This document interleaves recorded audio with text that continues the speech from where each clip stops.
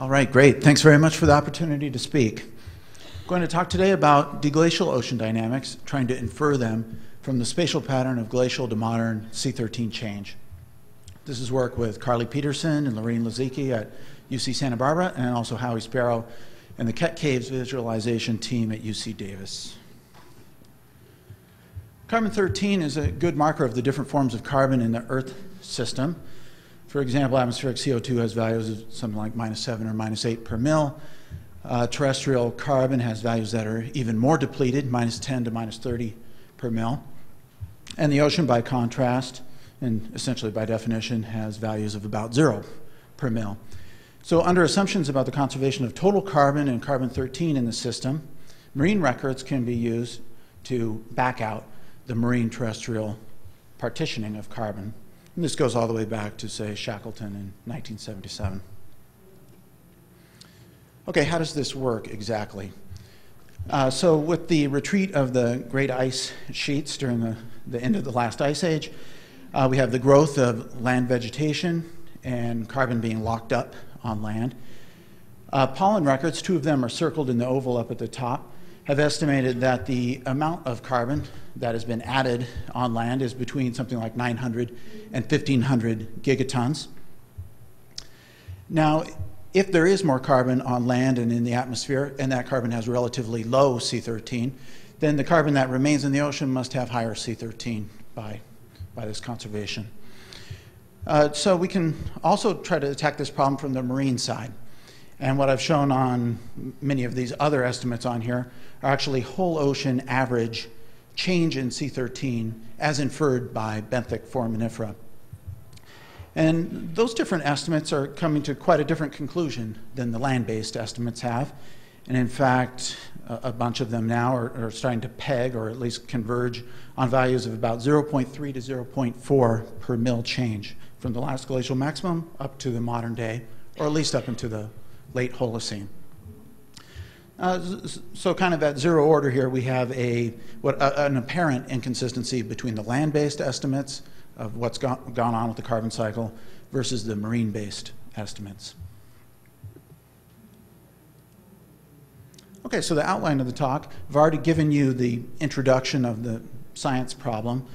I will talk to you about a data compilation that I will use to try to attack this problem. The method is essentially a last glacial maximum state estimate, as Luke mentioned. And the particular questions to be answered are, what is the whole ocean average change in C13 from the LGM to the modern day? And I'm going to revisit the marine-based approaches.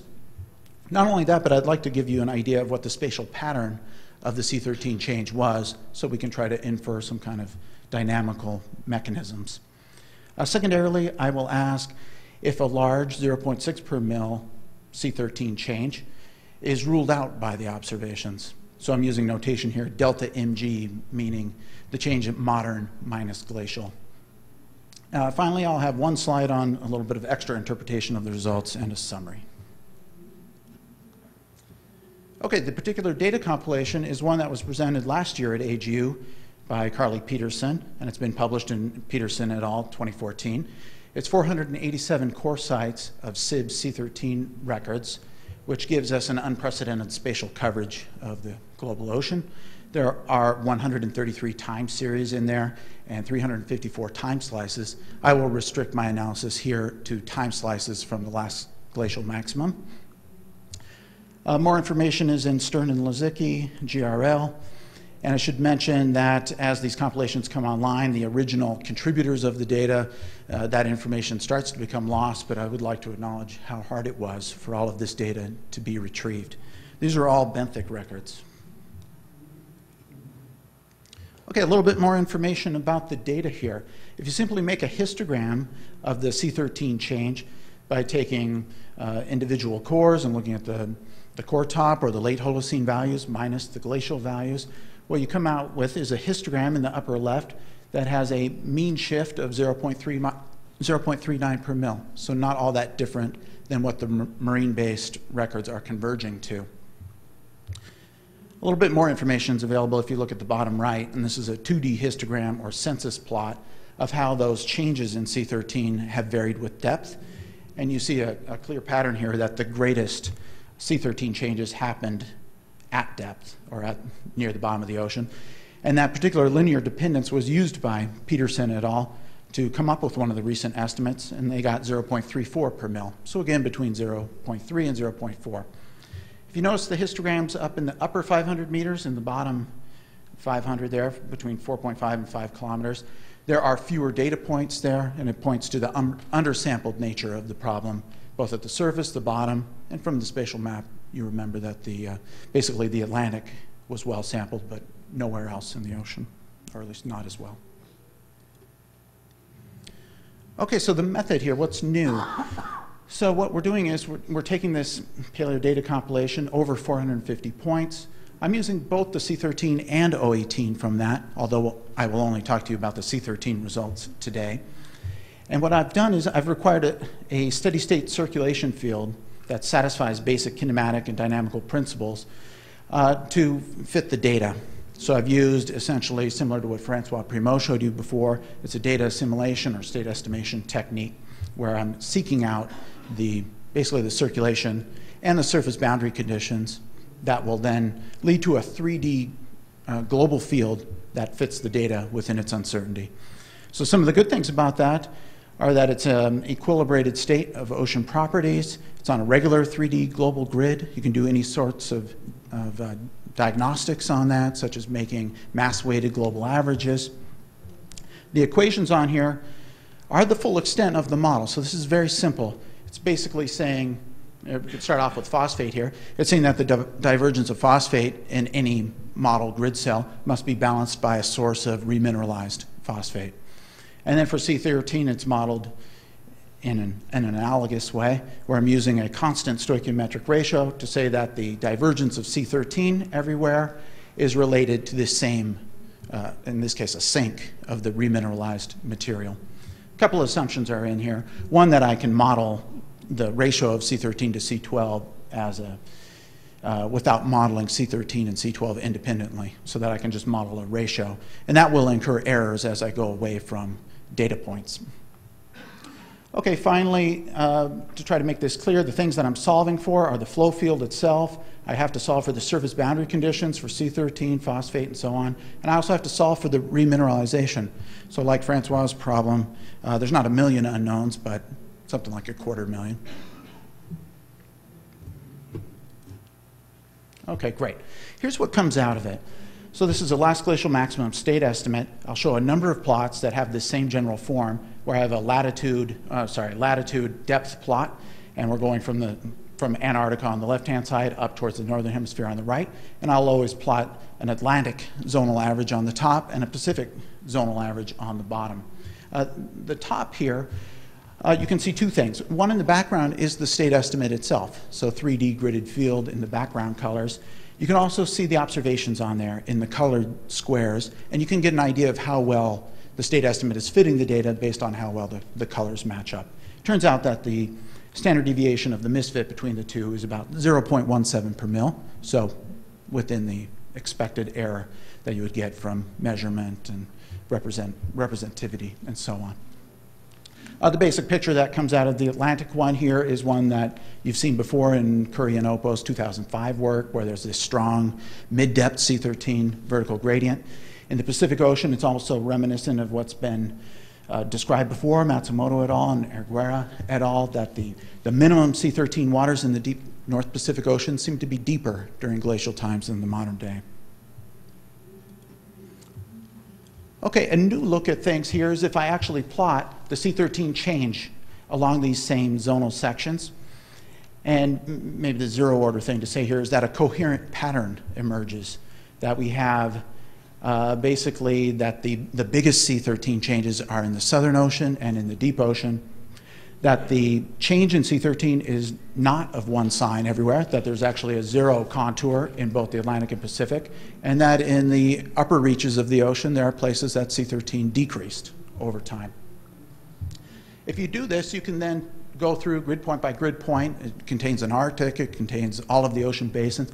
You can actually do a mass-weighted average of C13, and I come up with 0.29 per mil, which seems to corroborate some of the convergence of the estimates to 0.3 to 0.4 per mil recently.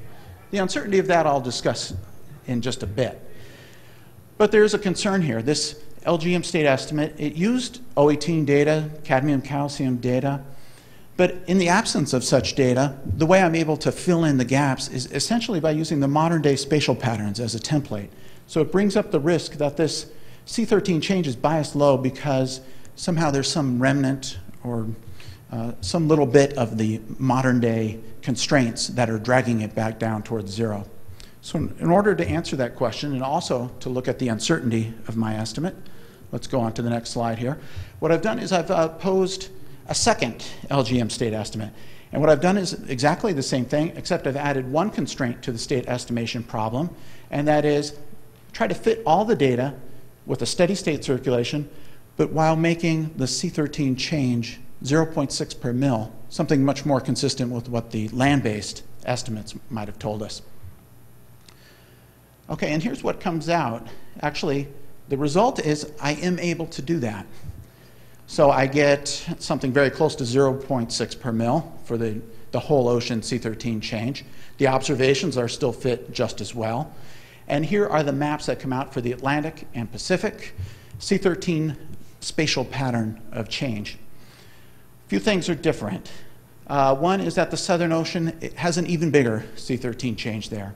There's a few data points that are nearby that are still fit just as well, but as you go away from that data, you have even bigger changes.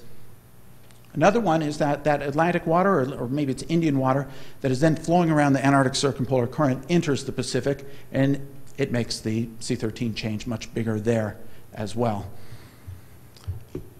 Okay, to illustrate this a little bit better, here's delta GG, and yes, those are my initials, but really what I'm saying here is these are two glacial estimates and the difference between them.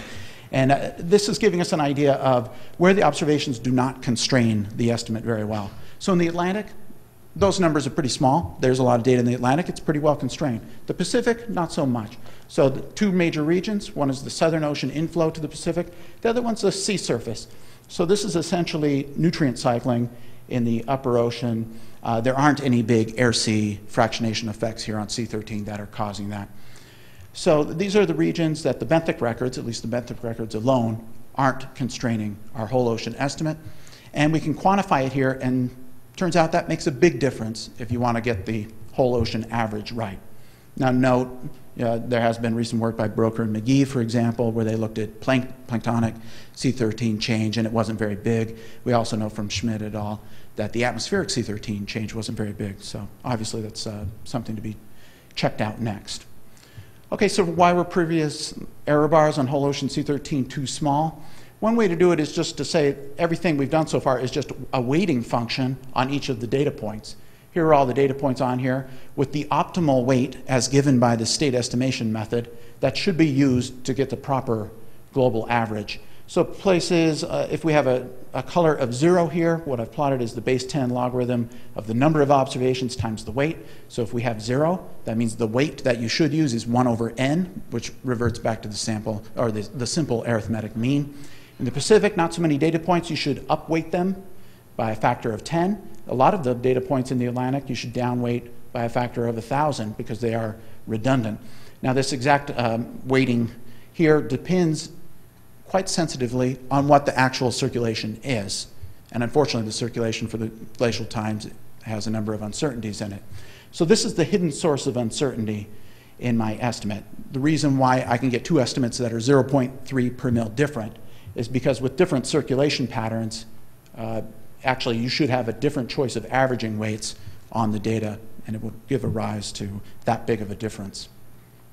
Okay, let's summarize it. Going back to our map here of the C13 whole ocean change, I have two different estimates. They are widely different, and yet they fit all of the data. The resulting impact, if you wanted to estimate the terrestrial carbon change, means that we have a 500 gigaton error, or uncertainty.